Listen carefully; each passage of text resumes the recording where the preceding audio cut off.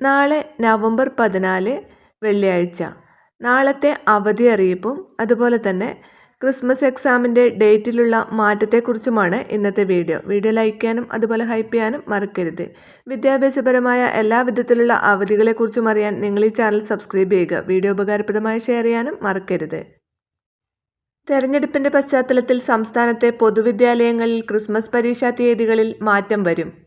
Christmas അവധിക്ക് മുൻപും ശേഷവുമായി 2 ഘട്ടങ്ങളിലായി പരീക്ഷ നടത്താനാണ് സാധ്യത.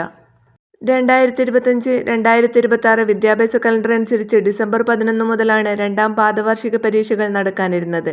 തദ്ദേശ തെരഞ്ഞെടുപ്പ് തീയതിയും വോട്ടെണ്ണലും പ്രഖ്യാപിച്ചതോടെയാണ് പരീക്ഷാ ദിവസങ്ങൾ മാറുന്നത്. നാളെ അവധി പ്രഖ്യാപിച്ചിരിക്കുന്നത് നോക്കാം. വെട്ടുകാട് മാദ്രെ ദേദേവൂസ് ദേവാലയത്തിലെ തിരുനാൾ ആരംഭിക്കുന്നതോടനുബന്ധിച്ച് നെയ്യാറ്റിൻകര, തിരുവനന്തപുരം താലൂക്കുകളിൽ നാളെ പ്രാദേശിക അവധി.